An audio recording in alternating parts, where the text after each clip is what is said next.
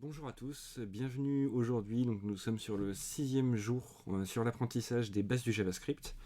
Aujourd'hui, nous allons voir l'utilisation des API navigateurs pour pouvoir manipuler certaines données qui sont enregistrées. Alors il faut savoir qu'il y a pas mal de méthodes différentes et d'outils différents. Il y en a un dont vous avez déjà sûrement entendu parler, c'est les cookies. Alors les cookies, on en parle beaucoup, on en dit beaucoup de mal et on essaie de s'en protéger, mais beaucoup de personnes ne savent pas ce que c'est en fait un cookies. Un cookie, c'est une donnée qui est enregistrée dans votre navigateur pour le site. Donc si je prends n'importe quelle page web, hop, voilà, une page vide, je vais dans les outils de développeur, je vais les coller en bas.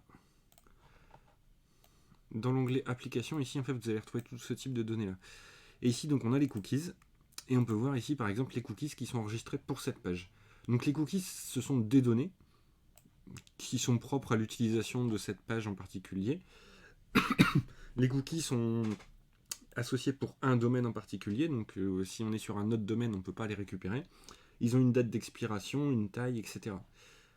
Alors le problème de sécurité sur les cookies, c'est qu'il y a des choses qui permettent en fait de récupérer les cookies si on fait des mauvaises manips ou qu'on n'est pas vraiment informé de comment fonctionne un cookie. On peut faire des choses qui font que d'autres personnes externes peuvent récupérer nos cookies. Et dans les cookies, il peut y avoir des données un peu confidentielles, il peut y avoir vos informations clients si vous êtes sur un site e-commerce ou ce genre de choses. Et c'est ça qui pose problème parce que les gens ne sont pas assez conscients de ce que c'est et ne font pas assez attention pour bien les utiliser et éviter les failles de sécurité. Donc on va voir dans un premier temps comment utiliser les cookies, même si au final vous verrez que je ne vous recommande plus de les utiliser. Alors les cookies, il y a deux façons, si vous cherchez un peu sur internet, vous verrez deux façons de les faire. Il y a l'ancienne façon qui consiste à faire un document.cookie, ça représente l'ensemble des cookies qui sont dans la page de votre navigateur pour la page en cours, égal, et là il faut utiliser la norme URL, donc par exemple si on veut rajouter un cookie prénom égal Aurélien, voilà, ça va rajouter un cookie à notre page. Je vais aller exécuter, je vais vous montrer ça.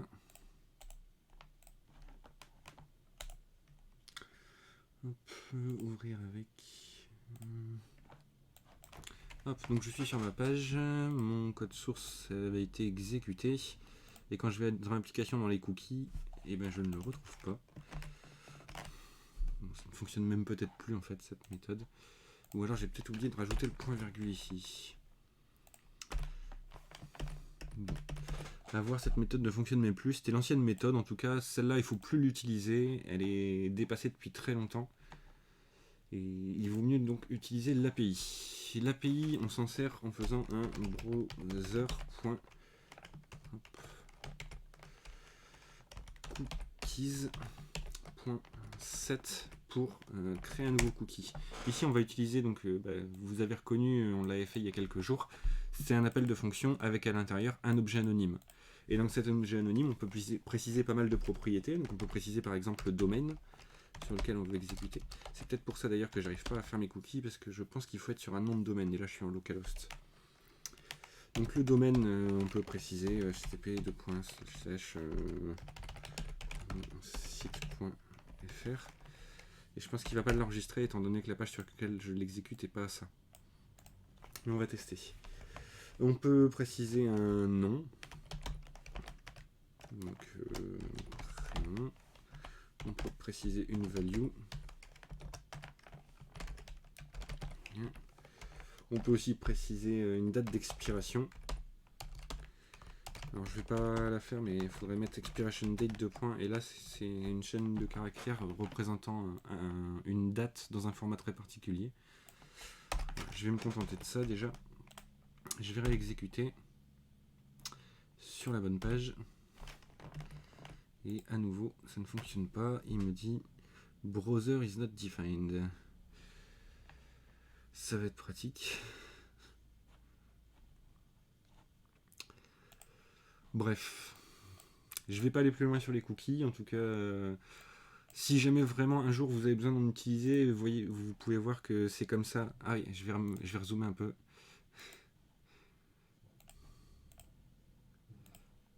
Hop. Donc voilà, si jamais un jour vous avez besoin de manipuler des cookies, c'est de cette façon qu'on va les utiliser avec le browser cookie set ou browser cookie get. En précisant le nom, on va être capable de récupérer un cookie en particulier, ou on peut utiliser le get all pour récupérer tous les cookies. Ce qu'il faut savoir aussi, c'est que les cookies, donc c'est pas extrêmement sécurisé. Il suffit que l'utilisateur fasse une mauvaise manip et il peut donner ses cookies à n'importe qui. En plus de ça, il y a des limites. Alors ça dépend des navigateurs, mais il y a des navigateurs sur lesquels on ne peut pas mettre par exemple plus de 64 cookies. Il y a des limites aussi de taille sur le contenu du cookie. Donc dès qu'on va commencer à mettre des choses un peu complexes comme des tableaux ou des objets ou des choses comme ça, on va vite être limité. Et donc pour oublier tout ça, il y a une nouvelle API qui a été créée il y a quelques années qui s'appelle le Web Storage. Alors le Web Storage, c'est un peu la même chose que les cookies, c'est l'enregistrement d'informations au niveau du navigateur, sauf que le Web Storage est bien plus sécurisé. Et surtout, le Web Storage n'a pas de limite en soi de nombre de données ou de quantité de données qu'on peut mettre, et il est très facile à manipuler.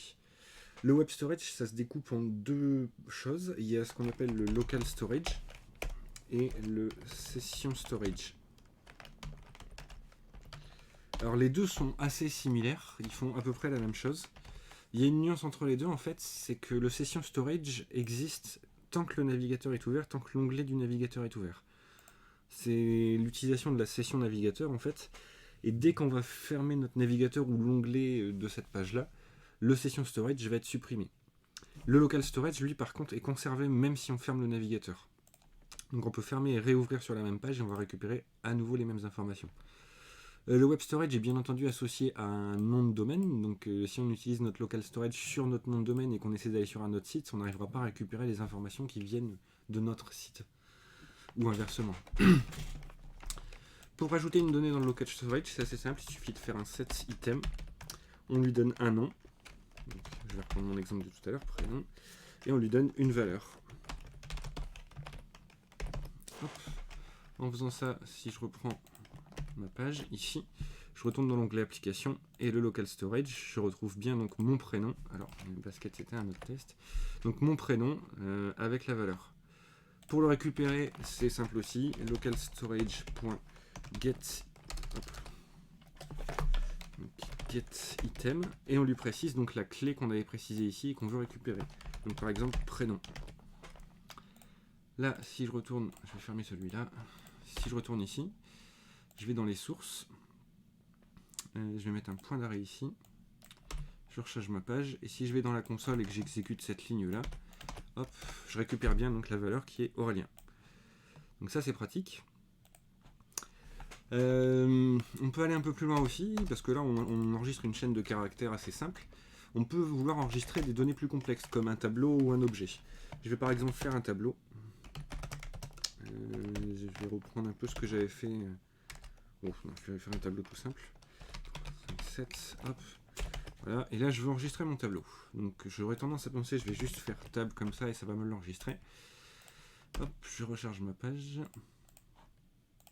Et là quand je vais dans l'application, il m'a bien enregistré mon tableau. Dans prénom, oui, j'ai pas changé le nom. Hop, hop. Voilà, donc j'ai bien mon tableau. Et quand je récupère donc mon tableau ici, local storage.getItem, tab, j'arrive à récupérer une chaîne de caractères dans lequel j'ai 1,3,5,7, alors que c'est un tableau que j'ai voulu enregistrer. Donc ça c'est un peu gênant parce qu'au final je voulais conserver un tableau et je récupère pas vraiment un tableau. En fait le web storage on peut pas enregistrer tel quel des informations complexes. Lui il stocke des chaînes de caractères.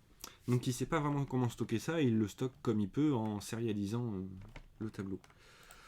On va donc dans ce cas-là utiliser des méthodes qu'on appelle les méthodes de sérialisation et de désérialisation. C'est en fait pour mettre une donnée complexe en chaîne de caractères. Il y en a beaucoup qui existent. Les plus pratiques et les plus utilisées, ce sont les méthodes JSON. Et donc on peut faire un JSON.stringify. Et ça va transformer donc notre tableau en chaîne de caractères. Si je recharge ma page, là cette fois-ci on voit bien que dans mon local storage, il a enregistré un tableau et j'arrive à le voir ici. Et si jamais je fais un local storage get item, là ça va encore poser un petit souci, c'est qu'on va récupérer une chaîne de caractères.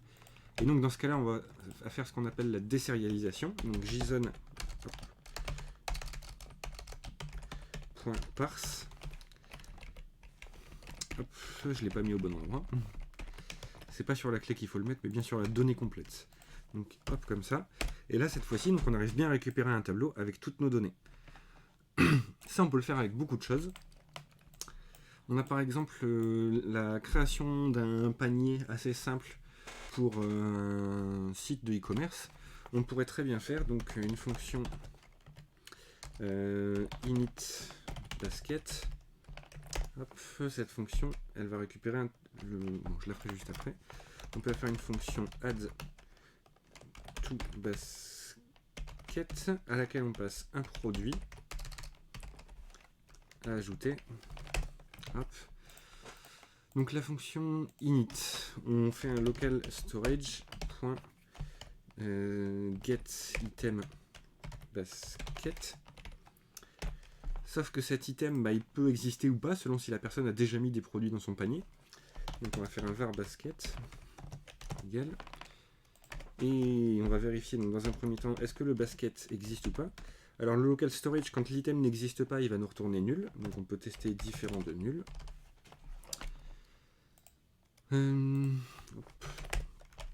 Donc on fait un return de json.parse basket. Et du coup, si jamais le panier n'existe pas dans le local storage, on va retourner tout simplement un tableau. Au niveau du add to basket, ça va être un peu le même concept. Donc dans un premier temps, on récupère le panier. Donc var basket égale init basket. Ensuite, on ajoute un produit au panier. Donc c'est le produit qu'on a passé en paramètre. Basket.push product. Je l'avais noté produit peut-être. Je vais faire en anglais. Et il nous reste à l'enregistrer. On va faire une autre fonction. Save basket. Basket. Ou ici, on va tout simplement faire un local storage.set item basket. Et il nous reste donc ici à appeler le save basket. Voilà. Avec juste ça, on est capable de gérer un panier déjà. Je vais vous montrer un petit peu ça. Donc si je reviens ici, je vais supprimer ça. Ici, donc je peux faire un add to basket. Je vais lui mettre un produit. Donc mon produit, ça va être un ID. Hop. Voilà. On peut mettre une quantité aussi. On va pas le gérer comme ça. On peut mettre un nom au produit.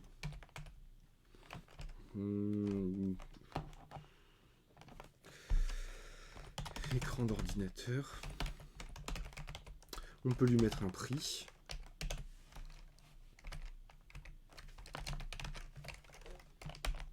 Voilà. Et donc on a fait un objet anonyme qu'on va envoyer. On l'envoie et là, ah, j'ai dû oublier quelque chose. Oui, ici, json.stringify. Je recommence. Hop, hop. Voilà. Toujours pas. Qu'est-ce que j'ai fait? Cet item dans l'avant-dernière fonction. Le set item. Parce que le save basket, on peut vouloir l'enregistrer à plusieurs moments. Je vais y venir juste après.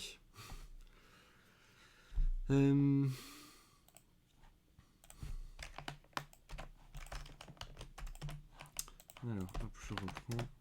Toujours pas. Je vais aller en debug, je vais voir ce qui se passe.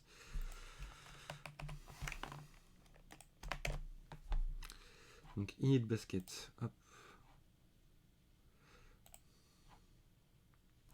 Token JSON position. Hop, je vais faire supprimer.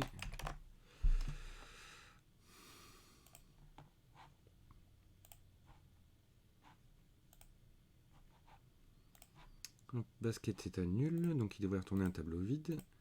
Hop, c'est un tableau vide, ok. Et j'ai oublié de lui passer le basket ici, c'est surtout ça. Hop. Donc je reprends, cette fois-ci je vais y arriver. Hop, hop. Voilà, donc dans mon application, je me retrouve bien avec mon tableau dans lequel j'ai un produit qui est celui que j'ai renseigné. Je pourrais le faire une deuxième fois avec un autre produit. Je vais mettre une souris par exemple.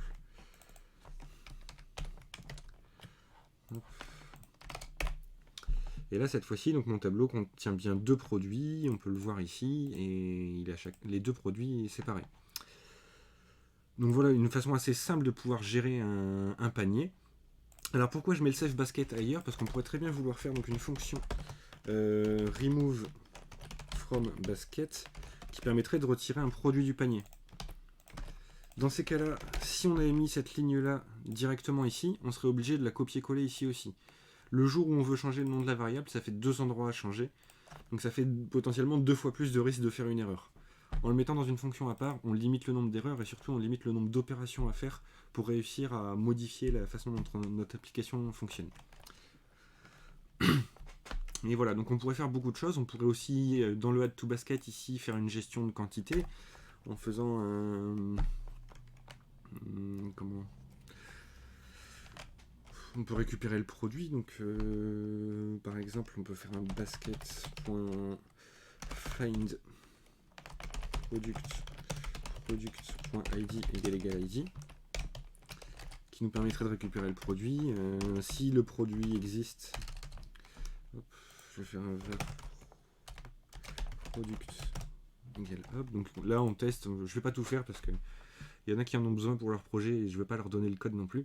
Mais dans l'idée, voilà, on pourrait donc récupérer le produit, tester si le produit existe déjà. À ce moment-là, on ajoute 1 à la quantité. Et s'il n'existe pas, on crée un nouveau produit et on met une quantité à 1. Et voilà, on peut faire beaucoup de choses comme ça avec le local storage. Et une fois que tout est mis en place de cette façon-là, en fait, c'est propre, c'est simple, c'est efficace. Et il n'y a plus qu'à appeler les fonctions qui vont gérer notre façon d'enregistrer les données. Hop, je retire tout ça.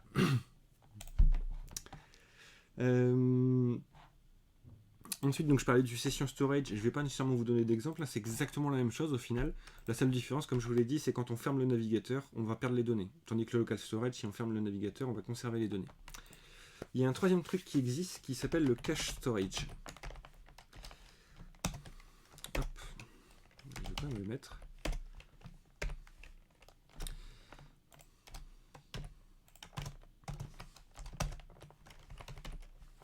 Alors, c'est un peu le même fonctionnement. Il y a une grosse différence. Il y a pas mal de gens qui me disent, qui m'ont déjà parlé du local storage en me disant que c'était un cache. Le local storage et le session storage ne sont pas des caches.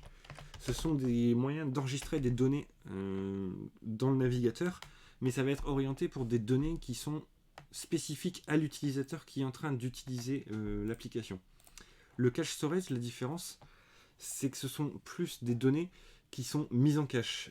Quand je dis mise en cache, c'est par exemple si on fait une requête récurrente pour récupérer, toujours sur un site e-commerce, pour récupérer des produits et les afficher, on pourrait très bien mettre le résultat de notre requête dans le cache, et du coup la fois suivante où on va réappeler la même requête, le cache va être appelé pour récupérer les données, plutôt que de rappeler le serveur et de demander à nouveau des performances au serveur. Alors je ne vais pas vous montrer d'exemple du cache storage, parce que c'est quelque chose quand même d'un peu plus avancé à utiliser. On l'utilise principalement avec les service brokers et les workers JavaScript. Mais sachez bien que c'est quelque chose de très différent, même si le fonctionnement reste à peu près similaire au local storage. C'est quelque chose de différent, le cache et le web storage. J'ai fait à peu près le tour de tout ce que je voulais vous montrer aujourd'hui. Il n'y a pas grand chose de plus au niveau du stockage des informations. Ce qu'il faut retenir, c'est l'utilisation du local storage et du session storage pour des raisons de sécurité et le préférer aux cookies en tout cas. Ne pas le confondre avec le cache storage. Et de préférence pour bien organiser son code, toujours bien répartir toutes les utilisations de local storage et session storage dans un fichier à part qui va gérer les ajouts, les modifications et les suppressions des données. Ça évitera des erreurs d'inattention ou de noms de clés local storage fausses qui font que l'application ne fonctionne pas. Je ne sais pas si vous avez des questions, si c'était clair. C'était assez court aujourd'hui, mais ça sera beaucoup plus long demain. Le local storage, session storage, c'est une API. Oui, c'est une API navigateur. Il ne faut pas confondre aussi API et API navigateur. On peut penser que c'est exactement la même chose. Sur la conception logicielle, c'est la même chose. La différence, c'est que dans le monde du développement, quand on va parler d'API, on va plus avoir tendance à parler d'API serveur, c'est-à-dire contacter un autre serveur qui va nous retourner des données. Et ça peut être mis en place avec ce qu'on appelle les API REST. Vous pourrez aller voir ça un peu plus en détail à l'occasion si vous voulez. Et le concept, c'est de pouvoir donc appeler un serveur par une adresse, une URL, avec un appel donc en GET, en POST ou ce genre de choses, et il nous retournera des données par rapport à notre demande. Donc ça, c'est une API REST. Sur les navigateurs, il y a pas mal d'API qui existent, qui sont des API navigateurs, donc qui sont des choses qui sont déjà intégrées dans le navigateur. Euh, on peut les utiliser donc directement en JavaScript. Là, vous avez vu le local storage, session storage. Il en existe beaucoup d'autres. Hier, j'ai montré un petit peu aussi l'API validation. Il y a aussi l'API Canva. Il y a vraiment beaucoup d'API qui existent. Il y en a de plus en plus. Ils en créent de plus en plus pour simplifier justement l'utilisation. Et voilà, faut pas hésiter à chercher un peu, trouver les informations pour utiliser ça. Est-ce que je ferai une session d'overview des API REST? Alors je ferai peut-être ça un jour, mais si je fais des API REST, je les ferai peut-être dans un autre langage que JavaScript.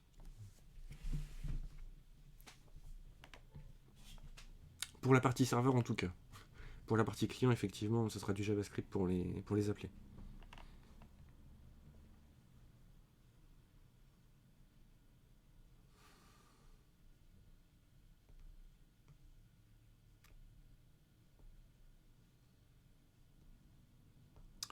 Ouais. Et après, ouais, des API, il y en a énormément. Ce serait quasiment impossible de tout faire sur une semaine.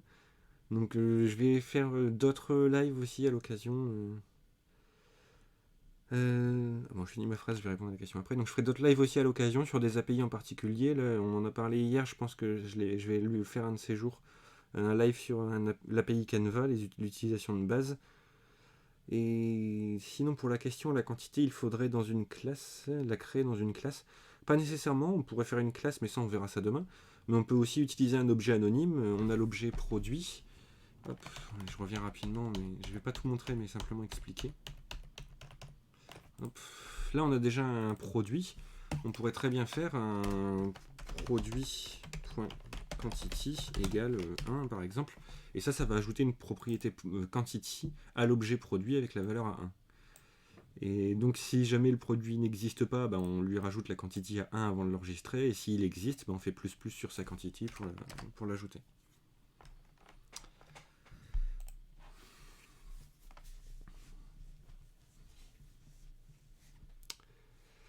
Je rappelle encore, n'hésitez pas à nous suivre. On a toujours les différents canaux de discussion, YouTube, Twitter, Discord et la chaîne Twitch. Le Twitter, je suis pas très actif, mais il faut que je m'y mette. Je vais prendre l'habitude de le faire régulièrement. Le Discord, il commence à y avoir pas mal de monde. On est une bonne dizaine, je crois. On est pile 10. Pas hésiter à rejoindre. Plus on est, plus on pourra échanger et partager des bonnes idées, des bonnes pratiques de développement. Et pour les lives, donc le live d'hier est disponible, le cours associé est disponible, la vidéo sera disponible dans 1 heure ou 2. Celui d'aujourd'hui, je vais le faire dans l'après-midi aussi, donc vous pourrez le revoir cet après-midi si vous le souhaitez. Et demain, on pourra voir enfin la dernière étape, la PO en JavaScript, donc la création de classes et l'instanciation d'objets, et toute la puissance de ces composants. J'espère que c'est clair pour vous. La plus grosse étape, pas tellement en fait. Ça va pas être la plus grosse étape en soi parce que tout ce que je vais vous montrer demain, ça va être très ressemblant à tout ce qu'on a fait dans la semaine. En fait, là, l'idée c'était un peu sur les 6 premiers jours, on va apprendre les bases du JavaScript. Et sur ces 6 premiers jours, tout ce qu'on a vu va nous servir pour la 7ème journée sur la PO. Et vous verrez qu'il n'y a pas grand chose en plus, mais que ça apporte beaucoup en termes d'utilité, de fonctionnalité et de pratique de développement surtout.